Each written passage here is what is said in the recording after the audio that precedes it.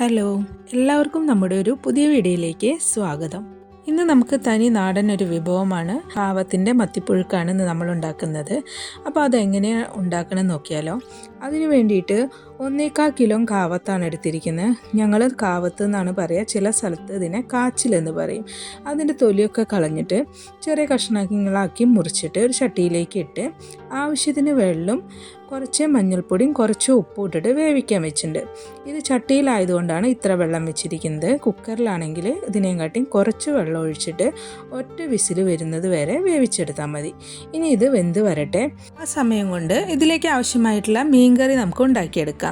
അതിന് വേണ്ടിയിട്ട് ഒരു ചട്ടി അടുപ്പത്ത് വെച്ചിട്ടുണ്ട്. അതിലേക്ക് കുറച്ച് വെളിച്ചെണ്ണയാണ് ഒഴിച്ചിരിക്കുന്നത്. വെളിച്ചെണ്ണ ചൂടായതിന് ശേഷം ഒരു കഷ്ണം ഇഞ്ചി, 5-6 അല്ലി വെളുത്തുള്ളി, 4 പച്ചമുളക് ഇതൊക്കെ ചതച്ചിട്ട് എണ്ണയിലേക്ക് ഇട്ടിട്ടൊന്ന് വഴറ്റിയെടുത്തിട്ടുണ്ട്. ഇനി കുറച്ച് കറിവേപ്പിലയും 7-8 അല്ലി ചെറിയ ഉള്ളി അരിഞ്ഞതും കൂടിയും ചേർത്തിട്ട് നമുക്ക് നന്നായിട്ട് ഇളക്കിയെടുക്കാം. ചെറിയ ഉള്ളി ഇല്ലെങ്കിൽ ഒരു ചെറിയ സവാള എടുത്തിട്ട് അതിൻ്റെ പകുതി അരിഞ്ഞ് വഴറ്റിയെടുത്താലും മതി. ഇപ്പോൾ ഇത് നന്നായിട്ട് വാടി വന്നിട്ടുണ്ട്. ഇനി 1 ടേബിൾ സ്പൂൺ മുളക് പൊടി, 1/4 ടീസ്പൂൺ മഞ്ഞൾപ്പൊടി, 2 നുള്ള് ഉലുവ പൊടിച്ചത് ഇത്രയും ഇട്ടിട്ട് നമുക്ക് ഇതിൻ്റെ പച്ചമണം മാറുന്നത് വരെ നന്നായിട്ട് ഇളക്കിയെടുക്കാം. ഇപ്പോൾ മസാലയുടെ പച്ചമണമൊക്കെ മാറി വന്നിട്ടുണ്ട്. ഇനി 1 കപ്പ് വെള്ളം ഒഴിച്ചിട്ട് കറി തിളച്ച് വരുന്ന സമയത്ത് അതിലേക്ക് ആവശ്യമായിട്ടുള്ള ഉപ്പും കൂടി നമ്മൾ ഇട്ടിട്ടുണ്ട്. ഈ കറി ഉണ്ടാക്കാൻ വേണ്ടിയിട്ട് 4 കുടംപുളിയാണ് എടുത്തിരിക്കുന്നത്. അത് കഴുകി ക്ലീൻ ചെയ്തിട്ട് കറിയിലേക്ക് ഇട്ടിട്ടുണ്ട്. പിന്നെ 1 കിലോ മത്തിയാണ് നമ്മൾ ചേർത്തിരിക്കുന്നത്. ഇനി ഈ കറി തിളച്ച് കുറുകി ഒന്ന് വറ്റി വരണം. അതുവരെ നമുക്ക് ഈ കറി വേവിച്ചെടുക്കാം.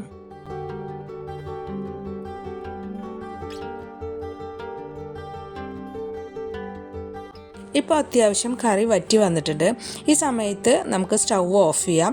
എന്നിട്ട് ഒരു 1/2 കപ്പ് നല്ല കട്ടിയുള്ള തേങ്ങാപ്പാലാണ് ഒഴിച്ചിരിക്കുന്നത്.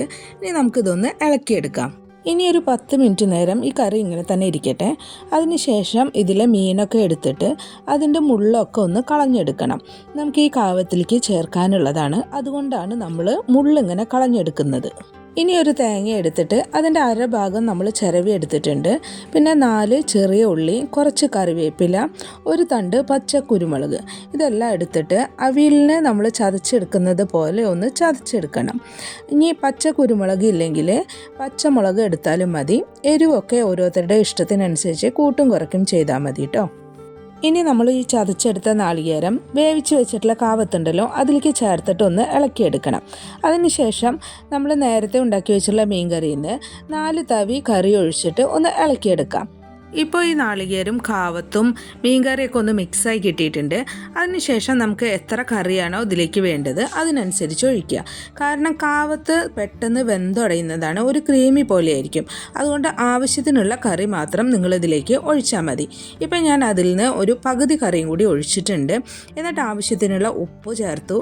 അതുപോലെ നമ്മൾ നേരത്തെ മുള്ള് കളഞ്ഞെടുത്തിട്ടുള്ള മീനുണ്ടല്ലോ അതും പിന്നെ കുറച്ച് കറിവേപ്പിലയും കൂടിയും ചേർത്തിട്ട് ഒന്ന് ഇളക്കിയെടുക്കുക. എന്നിട്ട് ഇത് കഴിച്ചു നോക്കിയിട്ട് അതിൽ ഇനി പുളിയുടെ ഒരു ടേസ്റ്റ് കുറവുണ്ടെങ്കിൽ നമ്മൾ നേരത്തെ കറിയിൽ ഇട്ട് വെച്ചിട്ടുള്ള കുടംപുളി ഉണ്ടല്ലോ അതും കൂടി ഇതിലേക്ക് ഇട്ട് വയ്ക്കുക. എന്നിട്ട് ഈ കറീനെ ഒന്ന് നമുക്ക് വറ്റിച്ചെടുക്കണം. കാണുമ്പോൾ അത് കുറച്ചിങ്ങനെ ലൂസായ പോലെ ഉണ്ടായിരിക്കും, പക്ഷേ അത് കുറച്ച് നേരം കഴിയുമ്പോഴേക്കും അത് ഇങ്ങനെ തിക്കായിട്ട് വരും കേട്ടോ.